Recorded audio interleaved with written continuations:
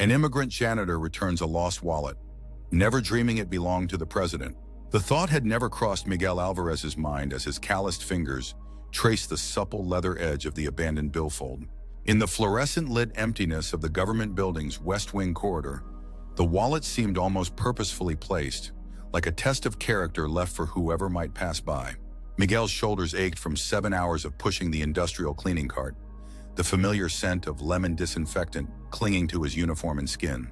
At 53, his body remembered every floor he'd ever mopped, every wastebasket he'd emptied across 19 years in America. The midnight shift at the Capitol Hill Auxiliary Office building paid enough to send money home to Guadalajara, but tonight, as wet snow pelted the darkened windows, the loneliness felt particularly acute. He checked his watch, 1:47 a.m. The building was empty save for a few security guards stationed at distant checkpoints. Carefully, Miguel picked up the wallet, his stomach tightening with unexpected hope.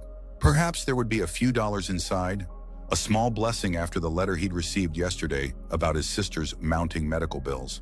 But as quickly as the thought surfaced, shame replaced it. His mother's voice whispered from childhood memories, "Mijo, our dignity cannot be bought. Even in hunger, we return what isn't ours." The wallet was heavy, expensive. Inside, he found no photos, just an orderly arrangement of credit cards, a government ID tucked into an inner pocket, and 6 crisp $100 bills. Miguel's fingers trembled slightly. $600 could cover Rosa's medication for 3 months. The temptation lasted precisely 2 heartbeats before he firmly closed the wallet. The ID card caught his eye, some high-level security clearance with a stern-faced photo. The name read William Harrison. Nothing particularly notable about it, though something about the layout suggested importance. Miguel slipped the wallet into his uniform pocket. He would turn it in at the security desk before leaving. Outside, the late February wind cut through his thin jacket as Miguel trudged toward the bus stop. The wallet seemed to burn with presence against his side. He had done the right thing. The security officer had seemed surprised, even impressed, taking down Miguel's information with unusual thoroughness. But now, with 3 hours until his next job at the downtown hotel, Miguel found himself calculating how far $600 would have gone. Rent, food, his sister's medication, his son's college application fees. The number 17 bus pulled up with a hydraulic sigh.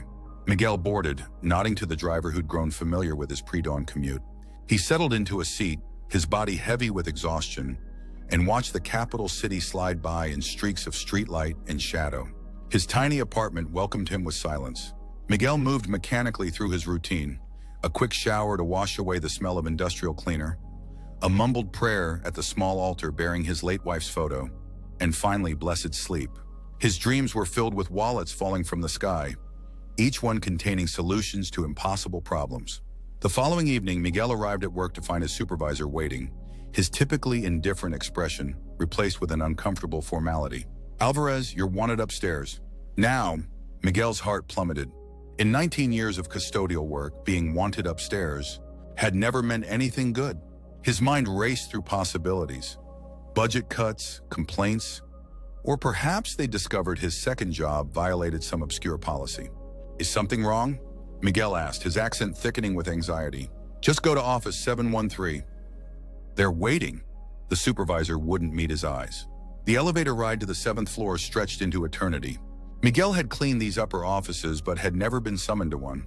He straightened his uniform, suddenly aware of the fraying cuffs and faded name badge that read simply M. "Alvarez."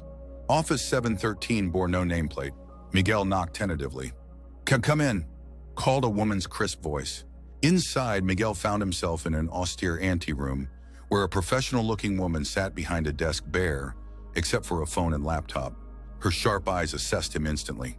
"Mr. Alvarez, please follow me." She led him through a second door into a surprisingly comfortable office, where a man stood with his back turned, gazing out floor-to-ceiling windows at the illuminated Capitol dome in the distance. The man wore no jacket, just a white shirt with rolled-up sleeves and the unmistakable bulk of a shoulder holster visible beneath the fabric. "Sir, Mr. Alvarez is here," the woman announced before retreating, closing the door behind her. The man turned. Miguel recognized him immediately as one of the Secret Service agents who occasionally appeared during high-profile visits. His expression was unreadable. "Mr. Alvarez, thank you for coming. I'm Agent Daniels. Please sit down." Miguel perched on the edge of a leather chair, his hands folded tightly in his lap. Have I done something wrong, sir? Agent Daniels smiled slightly. Quite the opposite. You found a wallet last night. Relief flooded Miguel's system. Yes, sir. I turned it into security, with $600 cash inside. Yes, sir. You didn't take anything from it? Miguel's back stiffened. No, sir. That would be stealing. Agent Daniels studied him for a long moment. The wallet you found belongs to someone very important, Mr. Alvarez. We need to verify a few things, and then he'd like to thank you personally. That is not necessary, Miguel said quickly. Anyone would do the same. Agent Daniels' laugh held no humor. In my experience, Mr. Alvarez, that's not remotely true. Now I need to ask you a few questions.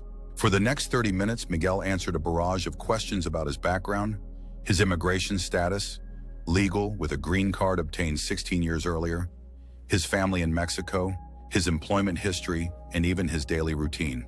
He answered truthfully, the knot in his stomach tightening with each inquiry. Finally, Agent Daniels set down his notepad. One last question, Mr. Alvarez. If you found that wallet and knew, absolutely knew, that no one would ever discover you'd taken the money, would you have done anything differently? Miguel looked directly into the agent's eyes. The only person who would know would be me, sir. And God. That is more than enough. Something in the agent's expression shifted. He nodded once, then stood. Wait here, please. Alone in the office, Miguel noticed his hands were trembling. He clasped them tightly and focused on his breathing, the way his wife had taught him when anxiety threatened to overwhelm. Whatever happened next, he had done nothing wrong. 10 minutes stretched into 20. Miguel began to wonder if he'd been forgotten when the door opened again. Agent Daniels returned, but now his demeanor had completely transformed. Alert, formal, almost rigid. Mr. Alvarez, please stand. Miguel rose unsteadily to his feet as a second man entered the room. He was tall, with silver-streaked dark hair and the confident bearing of someone accustomed to authority. Miguel recognized him instantly from television and newspapers. The President of the United States. Miguel's legs nearly buckled. The President smiled and extended his hand. Mr. Alvarez, I've been looking forward to meeting you. Miguel's hand moved automatically to shake the offered one, his mind unable to process what was happening. Sir, Mr. President ... I don't understand. The wallet you found was mine, the President said simply. I was visiting the building for an unscheduled meeting and must have dropped it. Your honesty saved me considerable trouble. Miguel stood speechless, suddenly aware of his worn uniform, his calloused hands, his entire existence that had seemed invisible to people of power. Please sit down. The President gestured, taking a seat himself across from Miguel. I understand you've been in this country for 19 years. Yes, sir. From Guadalajara, Mexico. And you work 2 jobs? Here and at the Westbrook Hotel? Yes, sir. To support my family. The President nodded thoughtfully. Tell me about them. And somehow, in that surreal moment, Miguel found himself telling the President about Rosa's lupus and the medications she couldn't afford, about his son Carlos, who dreamed of engineering school, about his late wife Maria, who had died from cancer 8 years ago without proper treatment. The words tumbled out, 19 years of struggle and hope condensed into minutes. The President listened intently, occasionally asking questions that suggested genuine interest. When Miguel finally fell silent, embarrassed by his unexpected candor, the President leaned forward. Mr. Alvarez, your honesty last night revealed character. Your story today reveals why we need to do better for families like yours. I'd like to help if you'll let me. The next hour transformed Miguel's understanding of his place in the world. The President explained that his wife had established a foundation specifically aimed at helping immigrants access education and healthcare. With a few phone calls, Rosa could be enrolled in a medical assistance program, and Carlos could apply for a special scholarship. Why would you do this, sir? Miguel finally asked, overwhelmed. Because kindness should be rewarded, the President replied, and because I believe in the America you came here to find, one where hard work and integrity matter. By the time Miguel left the building that night, his cleaning cart abandoned, his world had tilted on its axis. The President's staff had taken his information, made appointments for him with foundation representatives, and even arranged for a car to take him home. We'll be in touch very soon, Mr. Alvarez, Agent Daniels said as he escorted Miguel to the waiting vehicle. And your supervisor has been informed you'll need tomorrow off. In the back seat of the sleek black car, Miguel finally allowed himself to cry. Quiet, dignified tears of relief and disbelief. He had spent nearly 2 decades feeling invisible, Yet a simple act of honesty had made him seen in a way he could never have imagined. The following weeks unfolded like a dream.